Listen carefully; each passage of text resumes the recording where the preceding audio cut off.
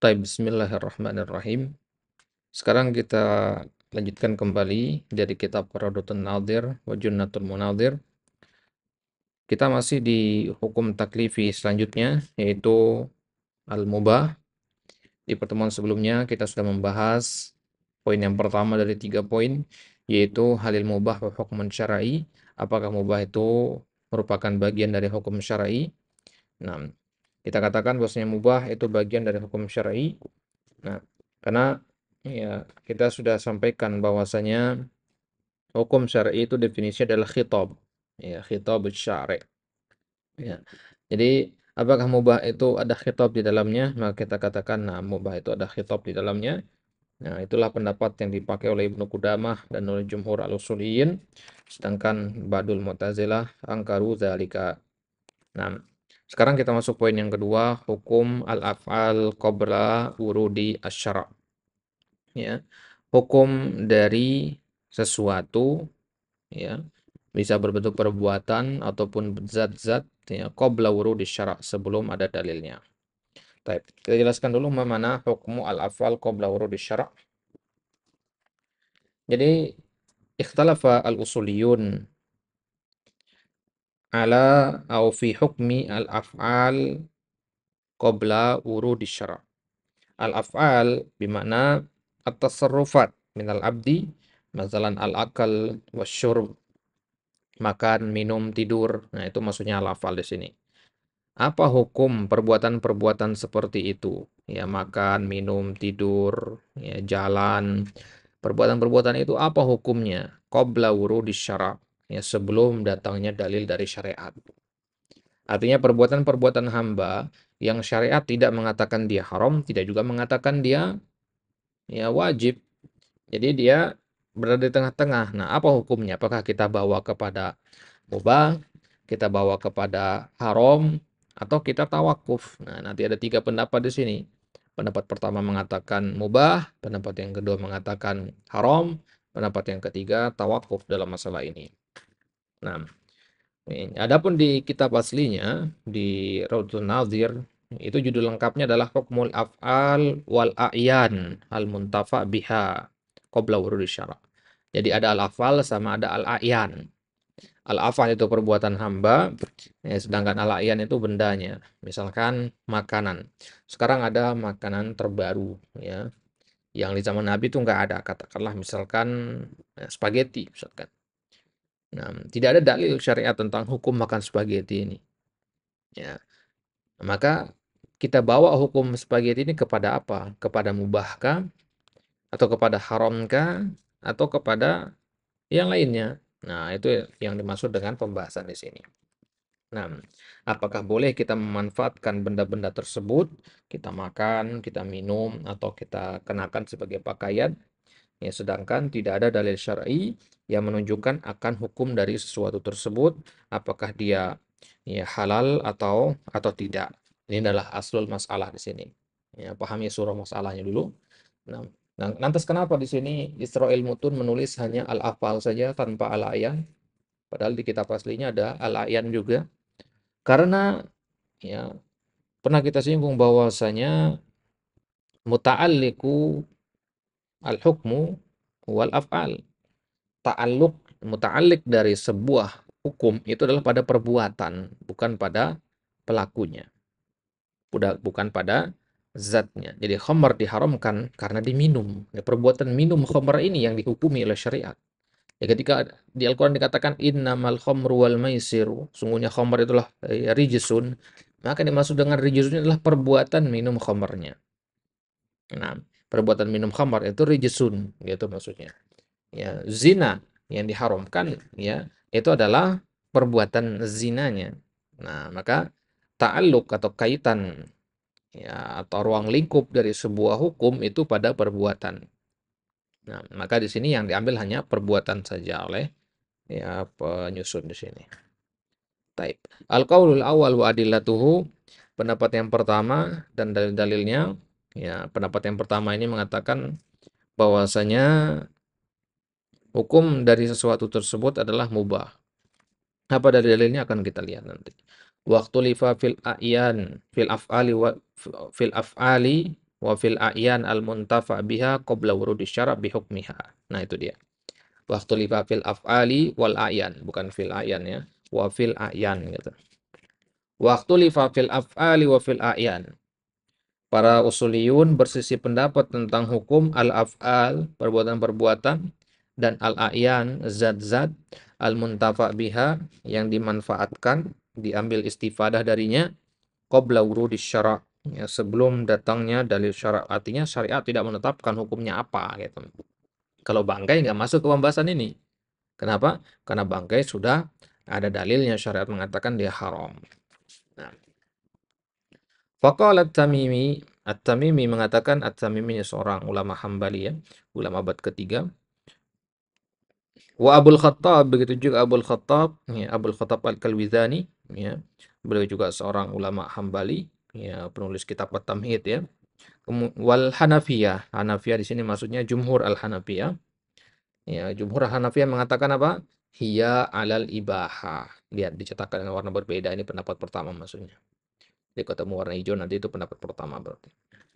Hiya alal ibahah. Berarti hukum dari, ya, perbuatan dan alayan tadi qabla wurudi syara', hukumnya adalah mubah. Gitu. Apa dalil mereka? Yang pertama, id qad uliman tifa'una biha min ghairi dararin alaina wala ala ghairina falyakun mubahan. Kenapa? Karena kalau sudah kita ketahui dari istifadah kita dari sesuatu tersebut, ketika kita memanfaatkan sebuah benda misalkan, ternyata benda ini tidak menimbulkan mudarat bagi kita sebagai pemakainya atau bagi orang lain, falyakun mubahan. Ya, berarti dia mubah. Kenapa? Karena tidak ada mudaratnya. Ya. Kemudian dalil mereka yang kedua, ya, wali anna Allah subhanahu khalaqa hadil ayan li hikmatin la mahala. Allah menciptakan sesuatu tentu ada hikmahnya kan. Nah, la mahala. Ya, tentu pasti ada hikmahnya. Wala yajuzu an yakuna dzalika, ya, li naf'in yarji'u ilai yathbutu annahu li naf'ina. Ya, dan tidak mungkin kita katakan bahwasanya Allah menciptakan sesuatu itu manfaatnya untuk dirinya sendiri. Allah menciptakan sesuatu itu pasti untuk hambanya, bukan untuk dirinya Allah. Allah nggak butuh apapun dari makhluknya. Jadi mustahil Allah menciptakan sesuatu untuk maslahat dirinya sendiri. Ya, sebagaimana seorang raja misalkan membuat sebuah peraturan atau menetapkan sebuah keputusan, itu kan manfaatnya kembali ke dirinya sendiri. Ya, ya. Tapi kalau Allah Subhanahu Wa Taala, ya, tidak seperti itu. Dia tidak membutuhkan apapun dari makhluknya. Nah, berarti Allah menciptakan sesuatu itu ada hikmahnya. Hikmahnya apa? Ya, untuk kemaslahatan hambanya, gitu. Allah menciptakan sesuatu nggak mungkin abasa, ya, nggak mungkin menciptakan sesuatu sia-sia, nggak ada manfaatnya itu, ya. Apapun di muka bumi ini nggak ada yang sia-sia, pasti ada fungsinya, gitu. Kata ulat yang ada di daunan aja ada fungsinya, gitu. Nah, ini pendapat yang pertama, dalil mereka yang pertama dan dalil mereka yang kedua. Al-qaulus tsani, kemudian pendapat yang kedua, ya. Wa qala Ibnu Hamid wal Qadi wa ba'dul Mu'tazilah. Pendapat yang kedua ini pendapatnya Ibnu Hamid. Ya, Ibnu Hamid maksudnya Al-Ghazali. Nah, ya.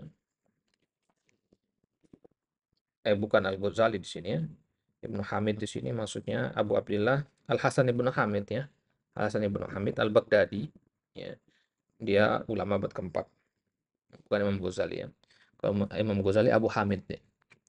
Al-Qadi, kemudian ini juga pendapat dari Al-Qadi. Kalau disebutkan Al-Qadi itu Al-Qadi ya Abu Ya'la. Nah, Al-Qadi Abu Ya'la penulis kitab Al-Uddah yang merupakan rujukan dari kitab Raudhun Nazir. Wabadul Mu'tazilah dan sebagian dari Mu'tazilah, maksudnya Mu'tazilah dari golongan Al-Baghdadiyun, ya, dari Baghdad. Mu'tazilah yang lain, ya, selain yang memegang pendapat yang pertama tadi. Kalau pendapat pertama itu jumhur Mu'tazilah. Pendapat yang kedua ini sebagian Mu'tazilah sisanya yang ada di Baghdad. Apa pendapat mereka? Ya alal hadar. Mereka justru mengatakan, ya, al-afal wal a'yan al-muntafa biha qabla wurudi syara' itu hukumnya adalah haram. Hadar bermana haram. Baik. Limada? Dalil mereka yang pertama adalah li'anna at-tasarrufa fi milkil ghairi bi ghairi idnihi qabih. Memanfaatkan benda milik orang lain tanpa izin itu adalah qabih, perbuatan yang buruk. Dan segala sesuatu itu adalah ciptaannya Allah. Allah yang punya dan Allah nggak mengizinkan karena nggak ada kata pakai gitu kan. Allah nggak mengatakan seperti itu. Ya, berarti nggak boleh kita manfaatkan sesuatu tersebut. Ya, karena memanfaatkan sesuatu milik orang lain tanpa izin itu tidak baik. Ya, ada sendal nganggur kita pakai tanpa izin ke yang punya nggak boleh meskipun nggak niat mencuri. Ya, niat akan nanti akan dikembalikan. Qobi dalam pandangan syariat. Baik. Maka memakai ya benda-benda milik Allah, memanfaatkannya dalam kehidupan sehari-hari tanpa izin dari Allah, karena tidak ada Allah mengatakan ini boleh atau haram, ya, maka yang seperti ini hukumnya terlarang. Itu dalil yang pertama. Dalil yang kedua, wali annahu yuhtamal anna fi dzalika dararan fal iqdamu alaihi khatar. Sesuatu yang kita manfaatkan tersebut, kita katakan kita memanfaatkan sesuatu kan pasti kita ingin menginginkan maslahat kan, ya. Kita melihat misalkan ada minuman. Ya, kita memanfaatkan minuman ini kan karena kita menganggap ada maslahat di baliknya kan. Tapi, apakah sesuatu yang kita manfaatkan tersebut pasti maslahat semua isinya? Belum tentu. Ya, hatta obat, obat itu kan maslahat ya. Tapi obat juga mengandung sisi mudorot, ya kan? Ya, itu ketika dikonsumsi berlebihan misalkan. Bisa jadi mudorot. Berarti dia adalah sebuah hal yang pasti ada gitu. Setiap zat dalam dunia ini pasti di benda-benda yang kita manfaatkan itu pasti ada mudorotnya. Nah, kita katakan mudorotnya itu 50-50 lah. Ya, dia ada satu keping uang logam dengan dua sisi yang berbeda nggak bisa terpisahkan. Nah, berarti apapun dari benda-benda syariat itu pasti ada kemungkinan di situ ada mudorotnya. Fal iqdamu alaihi khotor, maka memanfaatkan sesuatu yang ada kemungkinan 50% mudorotnya itu adalah sebuah hal yang berbahaya. Meskipun kemungkinannya hanya 50%, memanfaatkan sesuatu yang ada kemungkinan mudorotnya itu berbahaya. Nah, maka tidak diperbolehkan. Nah, beda halnya kalau hal tersebut adalah hal yang tidak ada mudorotnya. Nah, masalahnya ada nggak hal di dunia ini yang 100% maslahat di dalamnya? Nggak ada. Nah, hatta ibadah, apakah 100% maslahat? Tidak juga. Kalau dari sudut pandang hamba ya, kalau dari sudut pandang syariat tentu maslahat semua isinya ya. Ya, karena tidak mungkin mudarat disebabkan kepada Allah. Maksudnya dari sisi hambanya, sholat sebenarnya bisa menjadi mudarat. Ya, misalkan ya dia sholat ya ketika kondisi orang sedang berperang, ya bisa tertembak dia di situ. Ya, makanya ada syariat sholat khauf. Gitu. Nah, ya, ibadah yang lain juga begitu, pasti ada sisi mudaratnya dari sudut pandang seorang hamba begitu. Baik, maka melakukan sesuatu. Kalau sholat ya, kalau kita ngomong sholat ya nggak masuk ke pembahasan ini ya. Karena bukan sesuatu yang muntafa biha qabla wurudi syara'. Kalau sholat kan ada dalilnya ya.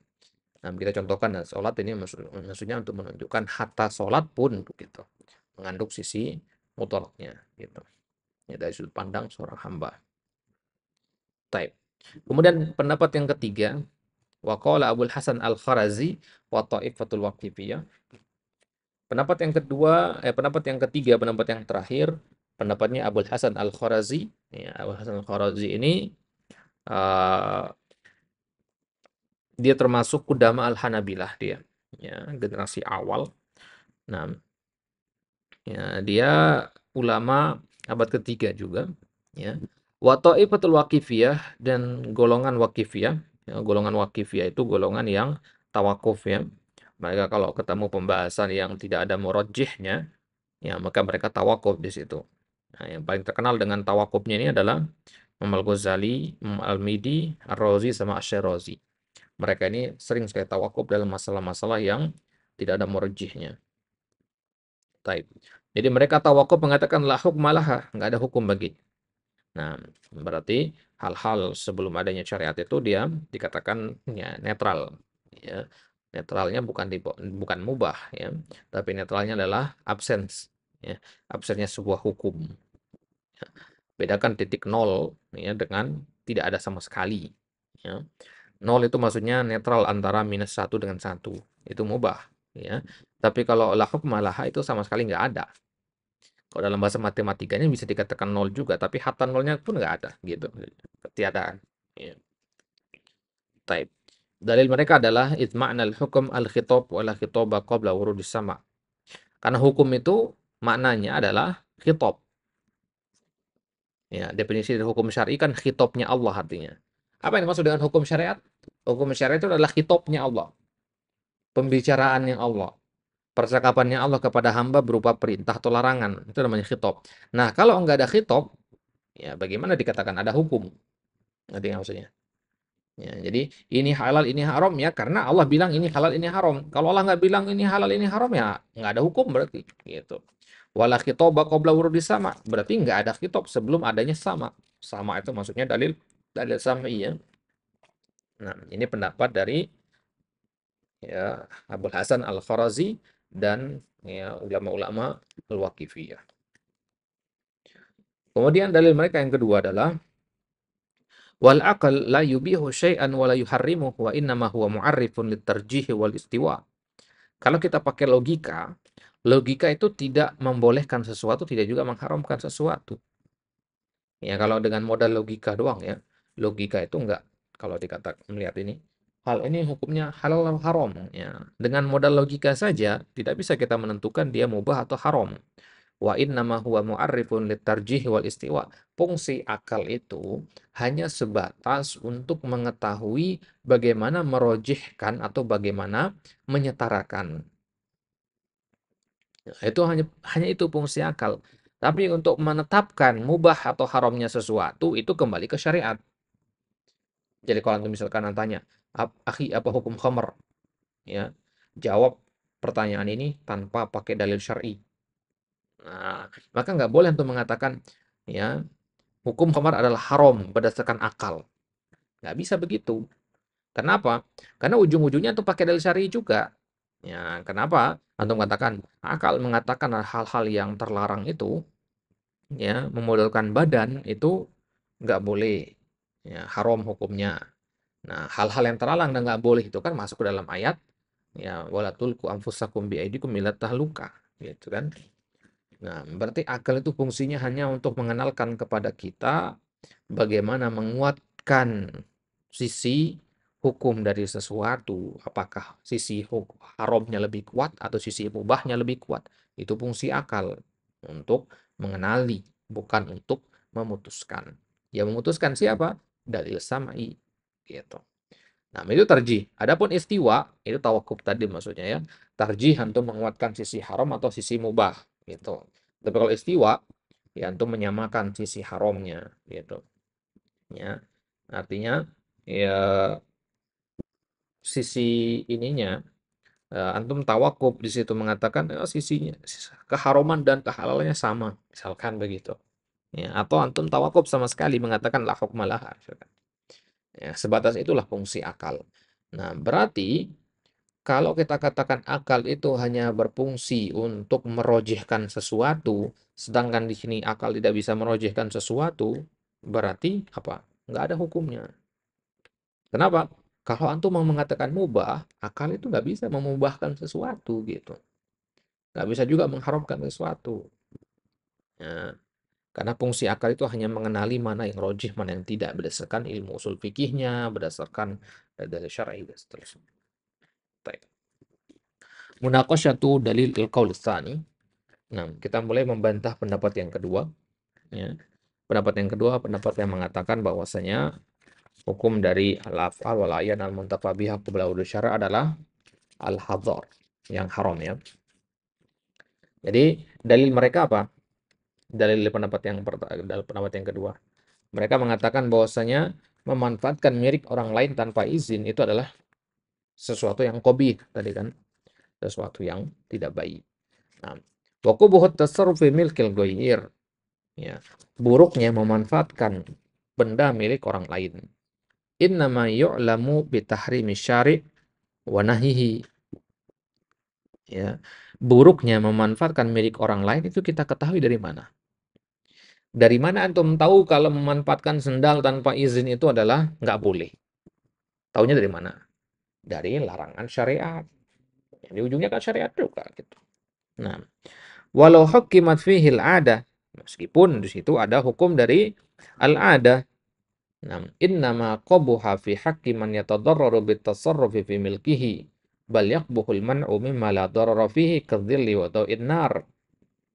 Nah, innama qabuha, hal tersebut artinya memanfaatkan milik orang lain itu adalah perkara yang buruk fi haqqi man yatadarrar, pada orang yang memang dia mendapatkan mudorot dari perbuatan kita tersebut.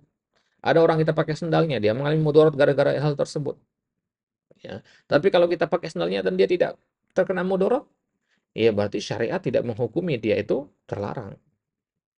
Nanti maksudnya, baliak wahul man'u mimma la darara fi.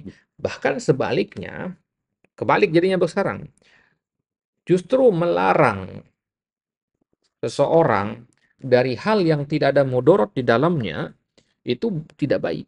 Anda katakan, "Akhi, jangan minum air ini." Ya, padahal air ini mubah, tidak ada mudarat di dalamnya. Ya, maka melarang orang dari memanfaatkan sesuatu yang jelas tidak ada mudarat di dalamnya itu adalah sebuah hal yang buruk.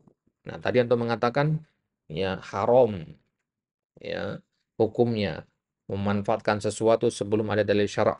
Dikarenakan memanfaatkan sesuatu sebelum ada dalilnya syara' itu termasuk ke dalam memanfaatkan harta milik orang lain tanpa izin darinya. Ya, maka kita katakan melarang orang dari memanfaatkan sesuatu meskipun itu milik orang lain, tapi nggak ada mudarat di dalamnya, entah mudarat buat yang make, biar buat yang minjem ya, atau mudarat dari pemilik kepada pemiliknya, nah, makanya adalah yakbuh. Ini perbuatan yang buruk juga gitu. Kadzilli wa nar, misalkan azil ya, bayangan atau inar atau cahaya api ya. Kita larang orang untuk berteduh misalkan. Nggak boleh berteduh. Padahal ya, berteduh itu la darara fi. Nah, maka melarang orang dari memanfaatkan sesuatu yang la darara fi itu perbuatan yang qabih justru. Nah, takhrij madhhabil Hanabilah fil mas'alah wa hadzal qaul huwa la'iq bil madhhab idzal aql la madkhala lahu fil hadri wal ibaha. Nah, jadi wa hadzal qaul huwa la'iq bil madhhab, ya, yaitu pendapat yang ketiga ya. Wa hadzal qaul huwa la'iq bil madhhab. Pendapat yang ini adalah pendapat yang cocok untuk mazhab, mazhab Hambali maksudnya. Ya, pendapat yang mana? Pendapat yang ketiga. Ya, pendapat yang mengatakan bahwasanya la hukma laha. Apa dalil mereka tadi? Izil aqlu la madkhala lahu fil hadri wal ibaha. Karena akal itu tidak memiliki tempat dalam masalah menentukan haram dan halalnya sesuatu. Gitu. Haram itu kan dalil yang kedua. Pendapat yang kedua. Mubah itu kan pendapat yang pertama. Akal nggak bisa menentukan hal-hal seperti itu. Jelas ya? Nah, berarti pendapat yang ketiga ini yang paling pas untuk mazhab Hambali kata beliau. Ala ma sanadkuruhu insyaallah taala, ya sebagaimana yang akan kita sebutkan insyaallah taala, wa innama tasbutu al ahkamu bis sama', ya. Akal itu ya, hukum itu menjadi ya pasti menjadi ada itu dengan dalil syar'i. Enggak ada dalil, enggak ada hukum, gitu sudah. Ya. Ya, baik. Al-adillah ala ibahatil ayan al-muntafa biha ba'da wurudi syara'. Ya. Wa qad dalla sam'u 'ala al-ibahati 'ala al-umum biqoulihi subhanahu khalaqa lakum ma fil ardi jami'a. Baik. Jadi setelah Ibnu Qudamah menetapkan bahwasanya akal itu tidak memiliki tempat dalam menentukan haram atau halalnya sesuatu, beliau menyebutkan di sini bahwasanya hukum sesuatu itu menjadi pasti, menjadi ada dengan adanya dalil. Nah, kemudian beliau akan menjelaskan di sini bahwasanya ya, dalil itu secara umum menunjukkan atas bolehnya memanfaatkan hal-hal ya, hal-hal yang sebelum ada dalil tadi. Ya. Artinya secara umum, kalau secara spesifik memang nggak ada. Nah, sekarang kita pindah nih, ya. Kita pindah kepada pembahasan hal-hal, benda-benda yang diperbolehkan oleh syariat alal umum. Ini perlu digarisbawahi di sini. Ya, secara umum. Ya. Contohnya misalkan dalil yang pertama, khalaqalakum ma fil ardi jami'a. Nah, jami'a itu masuk ke situ. Spaghetti, pizza, pakai sendal orang lain itu masuk ke situ. Umum kan maksudnya? Nah, itu bedanya dengan pembahasan kita yang tadi. Jadi, sebenarnya udah selesai nih pembahasan yang tadi. Karena Ibnu Qudamah sudah menentukan bahwasanya pendapat yang sesuai dengan mazhab Hambali adalah pendapat yang ketiga. Khalas, intahal amr. Nah, tapi di sini Ibnu Qudamah ingin menyampaikan kepada kita bahwasanya kalau kita melihat dalil secara umum, ya, secara umum dalil itu menunjukkan mubah, ya, sebagaimana pendapat yang dipakai oleh kelompok yang pertama, gitu. Berdasarkan dalil yang ini. Dan dalil yang kedua, Qul innama harrama rabbiyal fawahish. Ya, katakanlah sungguhnya Allah Subhanahu wa taala mengharamkan yang buruk-buruk. Berarti yang tidak ada keburukan di dalamnya mubah, gitu. Dalil yang ketiga, tapi kan secara umum ya. Dalil yang ketiga, ta'alau atlu ma harrama rabbukum alaikum. Ya. Nah, kemudian dalil yang keempat, qul la ajidu fi ma uhiya ilayya muharraman dan yang lainnya. Nah, ya. Qul la ajidu fi ma uhiya ilayya muharraman artinya ya sesuatu ya makanan konteksnya di situ. Makanan itu hukum asalnya adalah ya la muharraman, tidak haram. Ya ghairu muharram. Tidak diharamkan, berarti mubah gitu. Ini konteksnya makanan, lebih spesifik di dalil yang keempat ini. Dan dalil-dalil yang lainnya. Nah, ya dalil yang kelima misalkan dari hadis Nabi SAW, masa kata Allah anhu fahu mimma anhu. Apa yang Allah diamkan bagi termasuk hal-hal yang dimaafkan. Dalil yang lain, inna a'zamal muslimina fil muslimina jurman. Ya, inna a'zamal muslimina fil muslimina jurman man sa'ala an syai'in lam yuharram fa hurrima min ajli mas'alati. Nah, ya, hadis Nabi SAW juga, ya, sungguhnya muslim yang paling buruk itu adalah yang paling besar kejahatannya itu adalah yang ya dia menjadi sebab diharamkannya sesuatu. Ya, man sa'ala an syai'in lam yuharram. Dia bertanya tentang sesuatu yang enggak diharamkan. Kemudian di sesuatu tersebut menjadi haram karena pertanyaannya. Gitu. Baik. Nah, wajh dilalahnya di situ adalah an syai'in lam yuharram 'alan nas. Ya, ini dalil yang sharih bahwasanya hukum asal sesuatu itu mubah. Jadi sesuatu yang Allah diamkan, ya udah diam, enggak usah nanya-nanya, gitu maksudnya. Ya udah manfaatkan sudah. Ada yang nanya apa hukum misalkan ya salto misalkan, ya. Ya selama tidak ada syariat mengatakan dia haram, ya ngapain gitu, ya. Nah, tapi kalau bertanyanya tujuannya adalah ingin mengetahui, "Ustaz, ada nggak dalil yang mengharamkan salto?" Misalkan. Nah, boleh gitu. Tapi kalau nanyanya, "Ustaz, apa hukum salto?" Ya beda lagi yang diinginkan di situ kan, gitu. Ada nggak dalil yang mengharamkan ya salto? Nah, ini kan sebenarnya satu jenis pertanyaan, tapi dengan cara penyampaian yang berbeda gitu, sehingga ketahuan tujuan orang bertanya itu apa gitu. Baik. Nah, ini adalah dalil yang keenam. Ya, hadis Nabi SAW, ya, riwayat Bukhari. Nah, tamartul khilaf, kemudian apa faedah dari khilaf ini? Ya, masalah al-intifa bil ayyan qabla wurudi syara ini. Ya, apa faedahnya kita ya menyebutkan adanya tiga pendapat ini? Faedahnya adalah bahwasanya man harrama syai'an aw abahahu.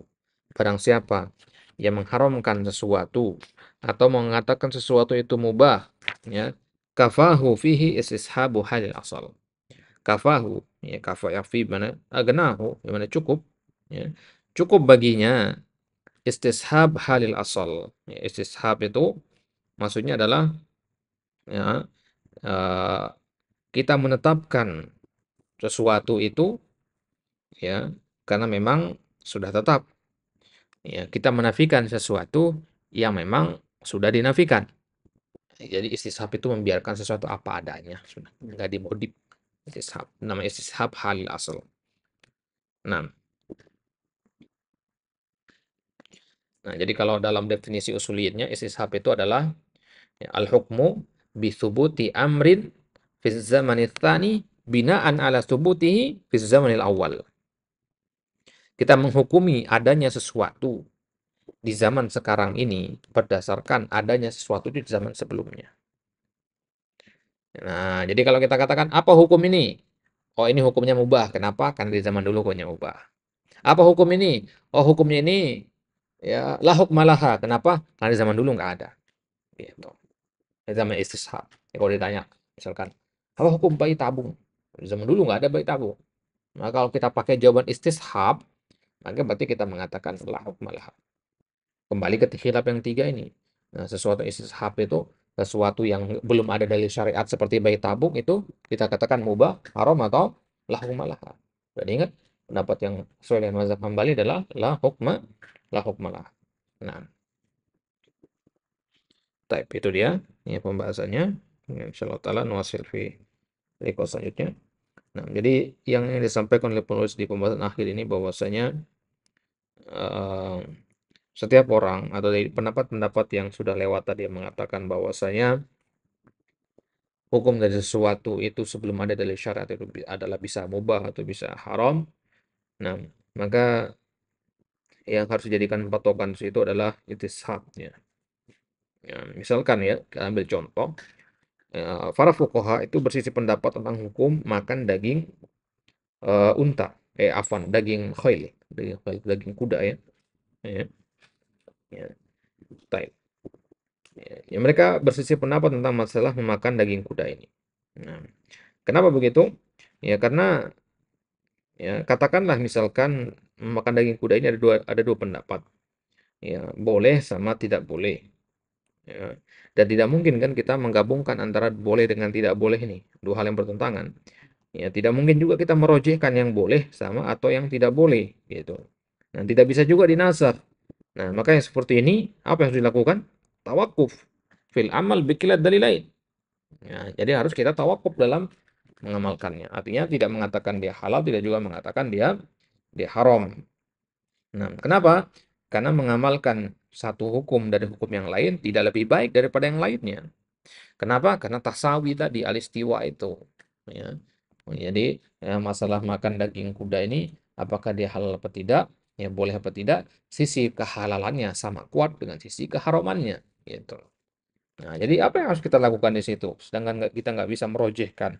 Maka kembali kepada apa? Kepada istishabul hal. Nah, sekarang antum istishabul hal itu antum hukumi apa? Istishabul hal itu kan artinya melihat kepada hukum sebelumnya ada nggak? Sebelum ada dalil syar'i ini. Sebelum kita ngomong tentang hukum daging kuda sekarang ini, dulu ada nggak? Ya, ada kan berarti.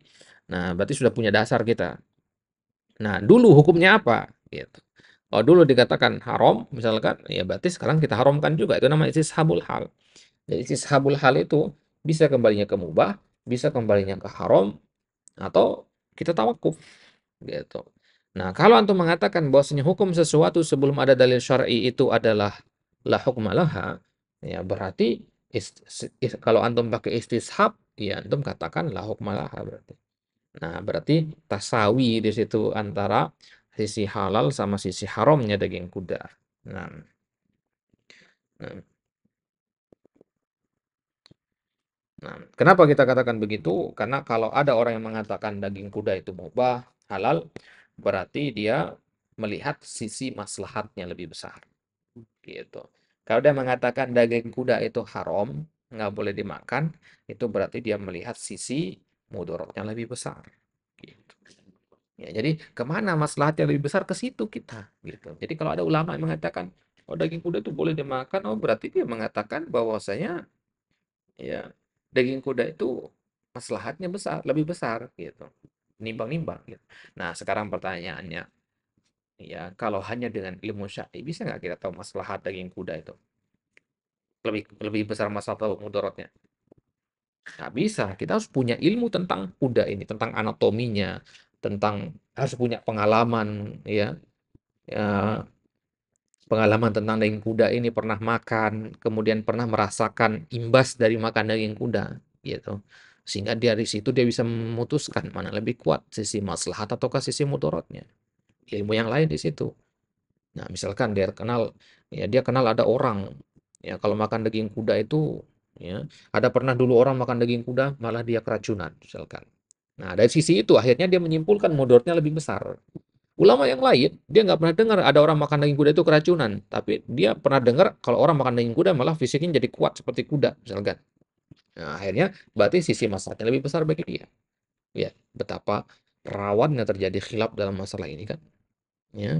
Jadi kalau kita sepakat dalam masalah fikih itu mustahil gitu. Ya, karena sudut pandang kita berbeda-beda gitu. Apa yang membedakannya?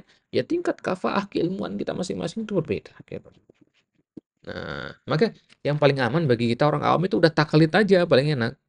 Ya, karena kita nggak perlu repot-repot untuk mencari tahu kan. Ya, taklid aja. Oh, kalau kita anggap ustadz ini atau ulama ini memang dia memiliki kafaah ilmiah yang kuat, di situ malakah fikihnya kuat. Ya sudah kita bersandar kepada malakahnya dia itu gitu. Istilahnya kita nebeng lah sama dia gitu. Nah, pakai pendapatnya dia. Nah, itu kalau si ustadz itu berpendapat berdasarkan ilmu yang dia punya. Nah, itu lagi kasus yang lain lagi gitu. Masalahnya ada orang dia punya kafaah tapi nggak pakai itu, ngomong ceplos saja.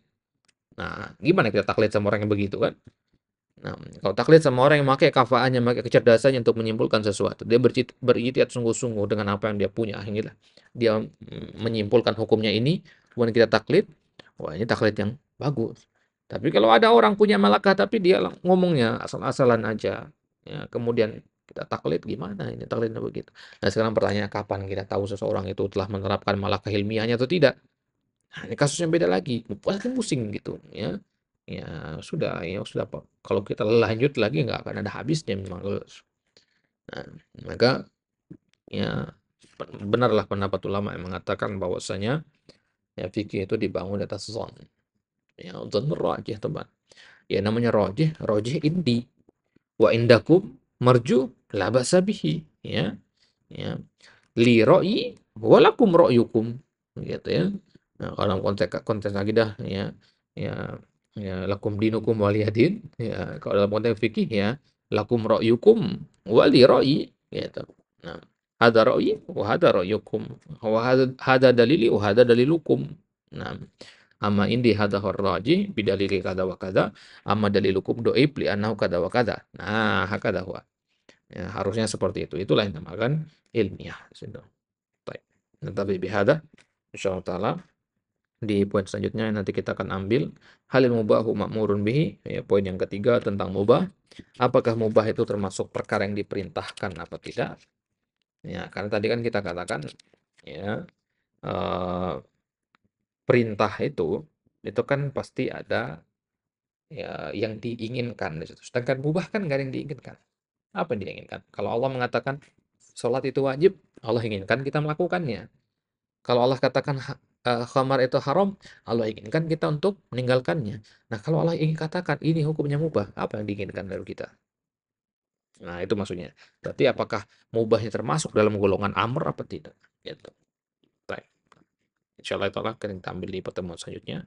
Wallahu taala ala wa alam. Wassallallahu ala nabina Muhammad.